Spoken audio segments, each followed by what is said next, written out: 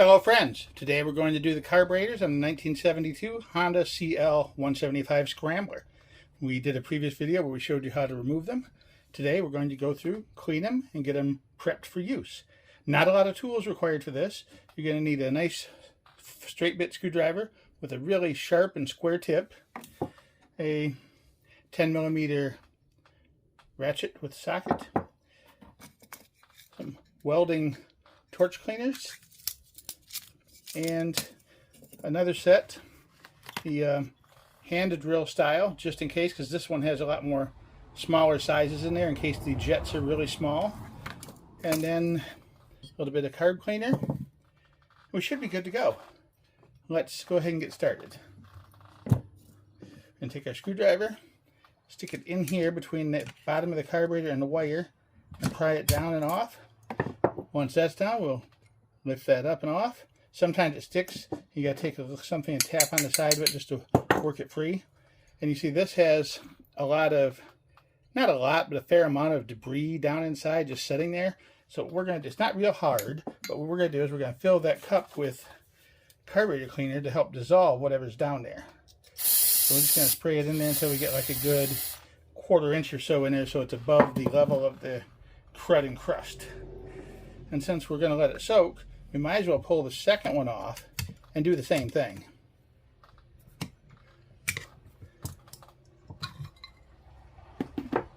Actually, this one here is super clean. This side over here has a lot of corrosion on it, and the carburetor on this side does not.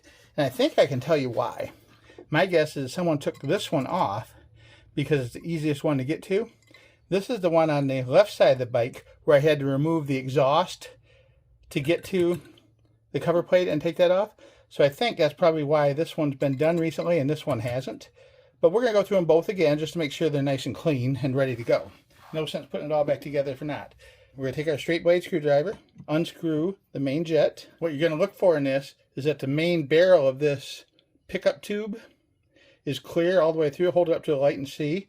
You've got 5 little holes on the side, and 180 degrees away from that you've got 5 more. Now you need to make sure those are clear by running the little wire through them. The ones that give you the most trouble are the ones right up here next to the threads. You got to get those out too. And there's on the other side where you'd only have a single one, you got to pay attention to that one as well, because that one will mess up how it idles if you don't keep that one clean too. Like I say, we're going to run a wire through there anyway just to be safe. And you always start with your smallest wire and push it through.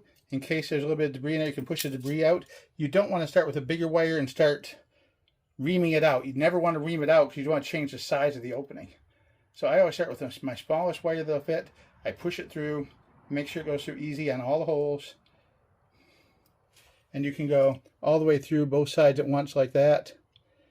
And I say don't forget the one, there's only one on each, the other opposite sides only have one. You make sure that goes right through. And if there's any doubt about the center part, you're going to run it down through the center part as well. And that was with the smallest wire. We're going to go step it up a little bit bigger wire just to make sure we're not missing anything here. And now we're going to take off the secondary over here on the side.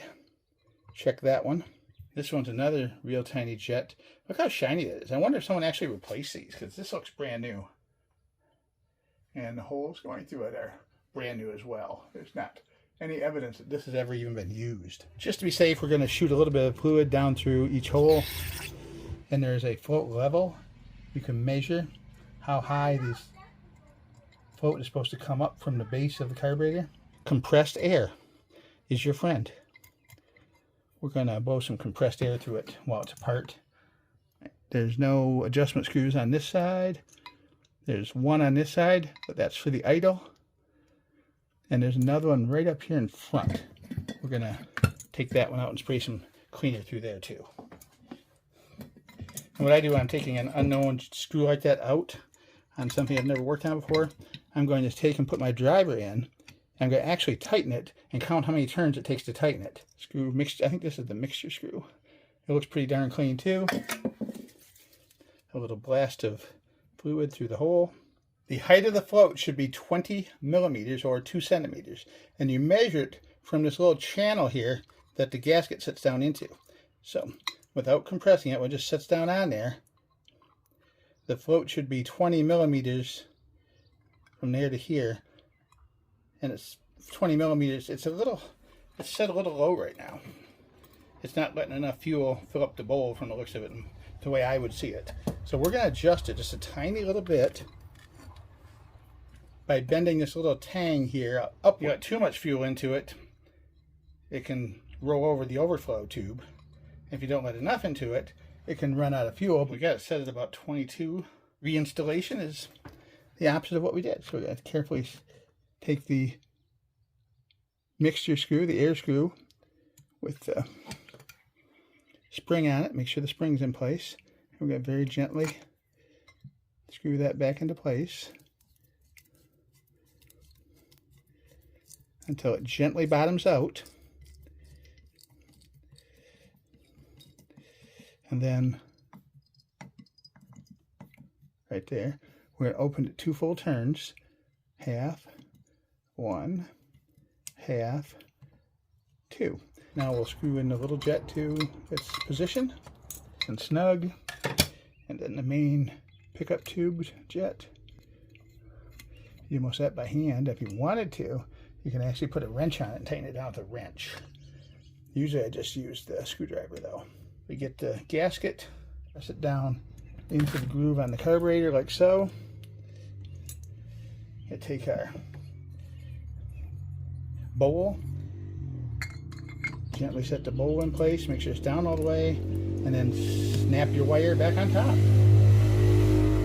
How easy was that? While we're waiting, we might as well go ahead and clean out the sediment bowl on the fuel valve. This is a brand new fuel valve the guy put on the bike when he bought it like 4 years ago. Look how clean that is, spotlessly clean. This is a reserve tap setup. You've got your main tube up here that supplies your engine until you get low on fuel. Then you flip this little lever around and it starts taking fuel out of the bottom of the tank way down in there. So you have a little bit of extra reserve. You got a 1.5 or 2 inches of extra reserve in your tank, which is kind of nice. But I obviously tell people, try not to let it get down to that level, because when you do, you're putting yourself at risk of picking up any kind of debris that's laying around anywhere in the tank, and that can be a negative thing. If there's anything in there, it's going to clog those holes up before you know it.